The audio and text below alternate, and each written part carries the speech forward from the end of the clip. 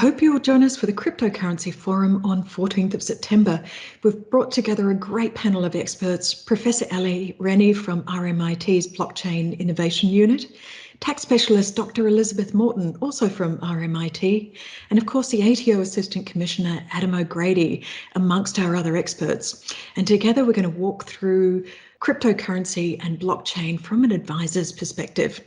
But welcome to the roundup for this month. We're going to take you through the issues of importance for accountants and advisors across the month of August 2021. Now, financial advisors will be relieved by the Treasurer's recent announcement providing relief from escalating ASIC levies. The levy will now be locked in at the 2018-19 level of $1,142 per advisor for the next 2 years. Not sure it'd be enough to stop the exodus from the profession, but it's a good common sense approach and a welcome relief. But there is no question that the topic of the month is the continuing lockdowns and support for struggling clients. Matthew's going to take us through the current tax status of COVID-19 payments and grants. And for those who want a state of play on the grants available to business, we've done a quick update on what's available in each region at the end of the roundup. We'll also explore an interesting case on whether a taxpayer was carrying on a business of renting property. We get this question a lot on the help desk. But first up, Michael Carruthers will take us through the new guidance from the ATO on deductions for expenses relating to holding vacant land. Across to you, Michael.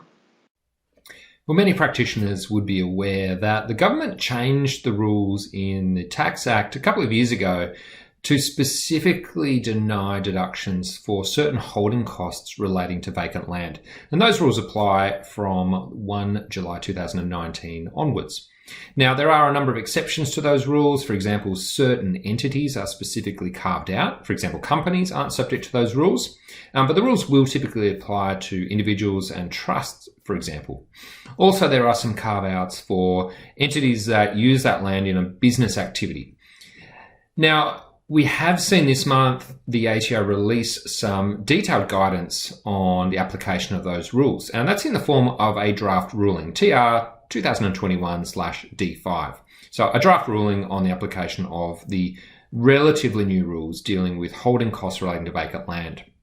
Now, I'm not going to go through all of the issues that are raised by the ATO in that ruling, but probably one of the things that came out of that ruling that we found interesting was the view on the ATO, which should be quite favourable to taxpayers who are potentially subject to this, denial of deductions as a result of this new provision.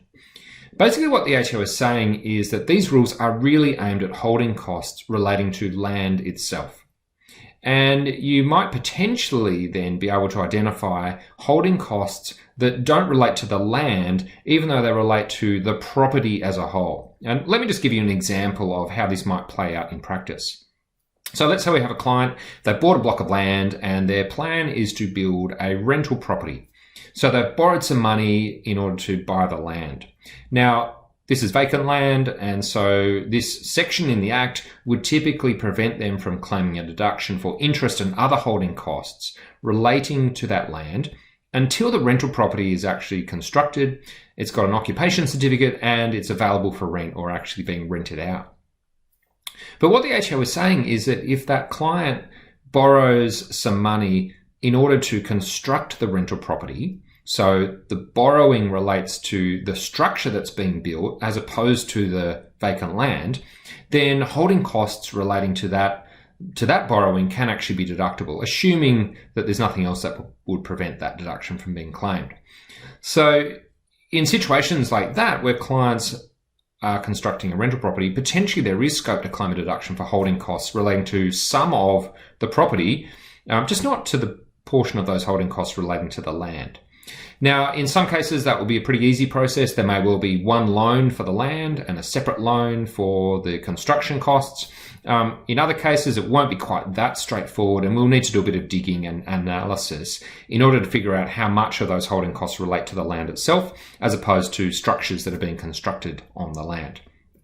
But this is probably good news for taxpayers in terms of bringing forward some deductions that might otherwise have been basically denied and added to the cost base of that property.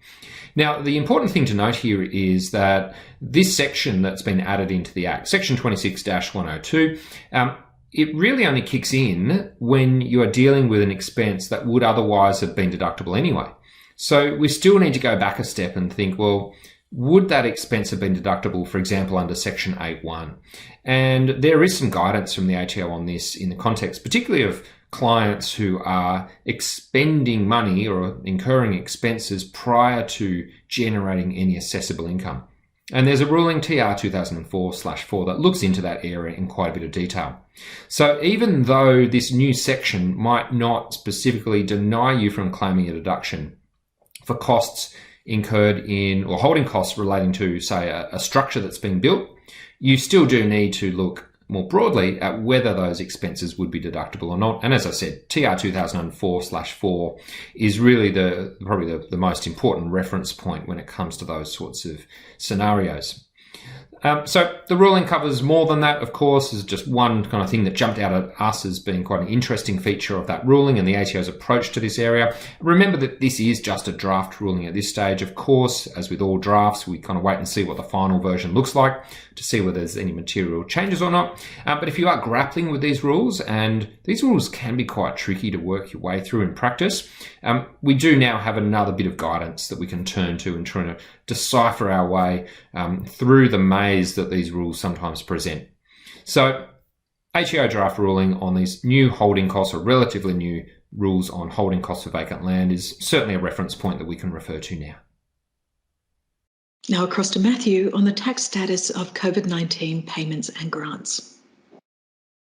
Now, whilst I did talk to the tax treatment of government support payments in the last update, this area is evolving, and evolving quite quickly. With a number of new state support payments being introduced and updated, recapping what's changed from a tax perspective this month is pretty important. So basically, the way it works is that when you're dealing with an employee and they've received some support payments to replace lost wages that would have otherwise been taxable, then the support payment itself should also be taxable. That is unless the support payment is made specifically tax exempt. Now, on that note, a bill was just passed this month, which now makes the COVID-19 disaster payment tax exempt, including for those received in the prior 2021 income year. So basically, if you've been quite diligent and already lodged some 2021 tax returns for your employee clients, then the ATO suggests you'd need to go back and amend those returns, but only if they've received a COVID-19 disaster payment in the 2021 income year, which would really be more relevant for Victorians. On the other hand, if you're dealing with business clients, then the basic idea is that if they've received some government support payments to help with their business operations or their operational costs, then those payments are very likely to be taxable. Again, this is unless that payment has been made specifically exempt.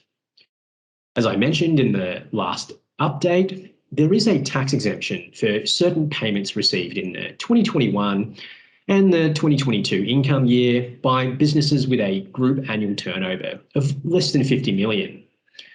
Now, the tax exemption is very grant specific and basically could only apply if it falls within a prescribed list. And that list keeps being updated, which makes this process a bit more challenging. In particular, what's happened this month is that 3 additional New South Wales support payments have been added, including the New South Wales JobSaver, and also another 5 other Victorian government support payments. Now, my expectation is that we'll probably see some additional new support payments being added on that list over time, especially given other states have recently introduced some new grants. So if you've got clients receiving government support payments, and whilst they're usually taxable, this is not always the case, especially during this period. I mean, it can ultimately depend on whether the support payment itself falls within a prescribed list. That list isn't static, it keeps being updated, so it's not a bad idea to check back in every now and then. On a related matter, you're probably aware that it's generally not possible to claim expenses relating to tax-free income, including tax-free grants. Now, some of these COVID support payments have some pretty specific conditions, like, for example, the JobSaver, which requires you to maintain a certain level of headcount, which probably would then require you to incur some costs. The good news here is that the ATO has come out to confirm that expenses that you would ordinarily incur anyway in the course of carrying on a business should still remain deductible, even if it relates to a condition of receiving a tax-free COVID grant. Now, for example, if the client has incurred some wages for staff, which you'd ordinarily deduct, then you'd continue to claim deductions for this. The fact that you might need to maintain a certain level of headcount in order to receive that tax-free grant shouldn't really change this. Now, on the other hand, the situation would be quite different if, for example, the client incurred some fees from their bookkeeper, for the bookkeeper to then go on and apply for a tax-free support payment on their behalf. Then the ATO makes it quite clear that this wouldn't be deductible. Look, just something to keep in mind, especially when you're doing the year-end tax work for a client that's received some tax-free grants, and you're looking at the non-deductibles and deductibles. In Cases this month, Michael explores 2 cases that relate to the same taxpayer and whether he was carrying on a business of renting properties in his self-managed super fund. One of the more common questions that get raised with us, particularly through our help desk service, is the issue of whether a client might be able to argue that they are carrying on a business of renting out properties. And there's a whole bunch of reasons why someone might be trying to make that argument. They might be looking at claiming deductions in a certain way. It might be that, for example, they're looking at dealing with co-owned property, jointly owned property slightly differently to what you would if you weren't carrying on a business. It might be that they're trying to access concessions, government concessions, like JobKeeper, for example. This came up quite a lot in terms of whether someone might be carrying on a business, which would then allow them to access government support payments. And from time to time, we see comments from the ATO or we see cases that are brought in this area. Well, this month we have seen another one of those cases, and actually a couple of cases that were related to each other, dealing with the situation of whether someone was carrying on a business of renting out properties. Now, the background to this one was that this was not initially a tax issue as such, even though it ended up kind of working its way through the ATO process.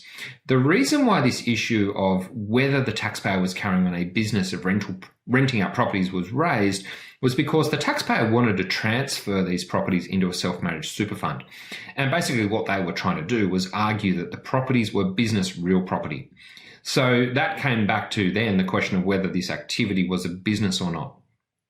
Well, in this case, the taxpayer had applied for private rulings, and the ATO basically concluded that this was not a business activity, that the taxpayer was really just a passive investor and holding these assets as passive investments. Well, the matter then ended up before the tribunal. Now, the short story is that the tribunal found that the taxpayer was carrying on a business of renting properties in the relevant years that were being looked at in this particular case. And there are a number of things that led the AAT to reach that conclusion. The first thing was the number of properties. Now, in this case, the individual had 9 properties that were being rented out, 2 houses and a block of 7 apartments. So 3 pieces of land, I guess, but 9 dwellings that were being rented out.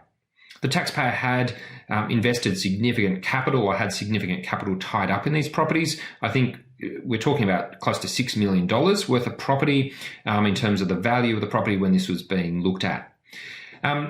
The taxpayer, while they had borrowed money to buy the properties, when we get to the relevant income years that were being tested, the debt to value ratio was actually reasonably low. We're talking about only around 37.5%.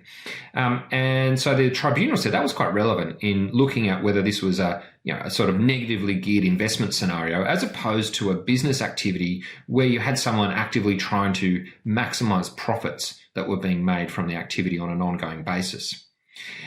There was evidence to show that the taxpayer was quite heavily involved and was spending quite a lot of time in managing those properties. Now, in this case, the taxpayer had worked for a bank and had kind of started to build up this property portfolio while they were still employed, but their employment had been terminated. And so it appeared that they were spending most of their working week devoted to managing these properties, and there are a whole range of activities that they were involved in managing the properties. And the tribunal said that there's a considerable amount of time that was being devoted to this activity now that the taxpayer was no longer employed. This had become basically their main occupation. And the taxpayer had said that it was through these activities that they were basically planning to generate most of their income. So the tribunal kind of weighed up those factors as well as a whole bunch of other ones. There were kind of 30 odd different facts and factors that were taken into account in this case, and reached the conclusion that this was a business activity. Now, the ATO had tried to argue a couple of points which the tribunal had quite specifically disagreed with. One of the things that the ATO raised was that they didn't think that this taxpayer was keeping business-like records. Well, the tribunal disagreed with that and didn't see any evidence of someone who wasn't keeping business-like records in this case. The other thing that was interesting was that the ATO argued that they couldn't see a real genuine profit-making kind of intention that was had or held by the taxpayer in this case. Well, the tribunal again disagreed with that and said that the evidence they were seeing suggested that this person was trying to maximise profits, and that debt to value ratio, the fact that significant rental income was being generated. The AT said that the ATO should have been able to find this information out from the taxpayer's tax returns. So the tribunal kind of picked up on a few of the things that the ATO had kind of raised and said, look, they don't really hold much weight, they don't hold much sway. We're going to basically kind of go the other way on this one. So, as I said, the tribunal reached the conclusion that this was a business activity and the taxpayer effectively was successful. Now, it's a bit of a funny one because to some extent the tribunal has asked the ATO to revisit this. There was a related trust that was also involved in rental activities, and this will be reconsidered. And so we might see this scenario play out a little bit further over coming months and possibly even years, depending on where this ends up. But in the meantime, the basic conclusion was that this person was running a business. Now, important always to remember that these scenarios are very heavily fact-based, as is pretty much everything we deal with in the tax system. So if you do have clients who are trying to make that argument that they're carrying on a rental business, certainly this is a reference point along with lots of other cases that deal with this area.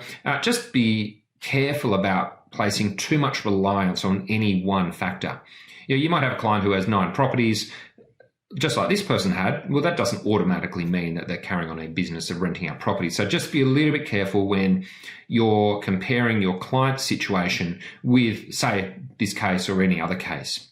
Always very heavily dependent on the facts. If you do have clients who want to argue that their rental activities are a business, then really important to make sure that they're gathering and retaining evidence that supports that position, and that you are referring to things like this case and other guidance that's out there, just in terms of reaching a conclusion, making sure it is something that can be reasonably supported. So again, as I said, pretty common issue. We come across this thing pretty often in practice. It's always interesting to see one of these cases go through either the courts or the tribunal just to see how it plays out. In this case, favourable for the taxpayer. It isn't always going to work that way, but in this case it was. So where are we up to for COVID-19 support for business? It seems like every week there's a new announcement or some changes that are being made in this area. So let's have a look around the country. First up, loans. For those comfortable incurring debt, of course, the government has expanded this SME Recovering Loan Scheme, removing the requirements for SMEs to have received JobKeeper during the March quarter of 2021 or to have been a flood-affected business. Now, this is at a very high level. In the ACT, support has just been extended for the continuing lockdown to provide grants of $20,000 for employing entities and $7,500 for non-employing entities who have experienced a 30% or more decline in turnover. Eligibility is limited to businesses with a turnover between $75,000 and $10 million. You need to be registered for GST and with a payroll of less than $10 million. In New South Wales, the COVID-19 grants offer between $7,500 and $15,000 for those with payroll of up to $10 million and annual turnover above $75,000 who've experienced a 30% decline in turnover. JobSaver provides up to 40% of New South Wales payroll, with payments between $1,500 and $100,000 per week for employing businesses and $1,000 a week for non-employing businesses. That's for those with a turnover between $75,000 and $250 million who have experienced a 30% or more decline in turnover. JobSaver is now also accessible to large tourism, hospitality and recreational businesses with an annual turnover over $250 million and up to $1 billion. The payment will be equivalent to 40% of the weekly payroll cost incurred prior to the start of COVID-19 restrictions on 26th of June 2021, with a maximum weekly payment per group of $300,000 for businesses with an aggregated annual turnover of more than $250 million and up to $500 million, and $500,000 for eligible businesses with an aggregated annual turnover of more than $500 million and up to $1 billion. And of course, also in New South Wales, we have the microbusiness grant of $1,500 per fortnight for those with a turnover between $30,000 and $75,000 who have experienced a 30% or more decline in turnover. Across to the Northern Territory, there are 3 sector grants available at the moment. Applications are open for the Tourism Survival Fund that provides grants of between $5,000 and $30,000 for impacted businesses that have experienced a 30% or more decline in turnover during July. To access a grant, you must have an annual turnover of more than $75,000 and less than $10 million. Visitation Reliant Small Business Support Program provides $3,000 payment, while non-employing businesses, including sole traders, will receive $1,000. This is for those with a turnover between $75,000 and less than $10 million. Now that grant closes on 30th of September. There is also an Arts and Culture COVID-19 Interruption Support Program that provides payments between $1,000 and $6,000 for those with turnover below $75,000. Now those grants close on the 13th of September.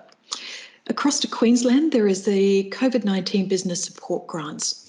There's also a top-up that's been made, and grants are now available of between $1,000 and $30,000, depending on payroll size, to those impacted by the lockdowns. The grants are accessible to businesses with a turnover of $75,000 and with payroll of not more than $10 million that have also experienced a 30% or more decline in turnover.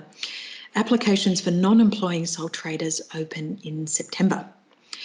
In South Australia, there's a $30,000 emergency cash grants available for employing businesses and $1,000 for non-employing businesses. The grants are available to those who have a turnover between $75,000 and with payroll of less than $10 million. You also have to be registered for GST and have experienced a 30% or more decline in turnover. From 9th of August, there's also a new $3,000 cash grant for businesses in certain sectors, such as tourism, arts and gyms. If your business is eligible and you're in the Adelaide CBD, you also get an extra $1,000. Once again, the business must have experienced a 30% or more decline in turnover as a result of the two-week trading restrictions. In Tasmania, Tassie businesses impacted by border restrictions can apply for grants of between $2,000 and $10,000. The grants are targeted to specific sectors such as tourism and hospitality, transport, etc., that can show a reduction in visitors or a reduced ability to provide, sell or import-export goods because of lockdowns. Grant applicants need to show a 30% or more decline in turnover. These grants close on 16th of September. Now in Victoria has a system of existing and extended grants that are automatically topped up as the lockdowns continue. The primary grants are the Business Cost Assistance Program, the Licensed Hospitality Venue Fund, the Alpine Resorts Winter Support Program. For those not eligible for these grants, they might be able to access a Small Business Hardship Fund. It's open to those severely impacted by COVID-19, experience a 70% or more reduction in turnover. Grants of up to $14,000 are available. To access the grant, though, your turnover needs to be below $10 million. You need to be registered for GST and have ungrouped Victorian payroll of up to $10 million. Now, those grants close on 10th of September. There is also a live performance support program for contractor suppliers affected by cancellation or postponement of events, and that one closes on 8th of September. Now, the grants are between $200 and $500 per event, up to 20 events, but also capped at $4,000 per applicant. In WA, applications will open soon for the WA Tourism and Travel Agent Support Fund. The fund provides a one-off cash payment of between $2,000 and $10,000 for those that have experienced a 30% or more decline in turnover. To access the grant, your annual turnover needs to be up to $10 million. And that's the roundup for this month. If your firm is not a member of Knowledge Shoppers yet, give Claire a call or book in a time from the website and see how we support thousands of accountants and advisors across the country every single month. We look forward to speaking to you soon.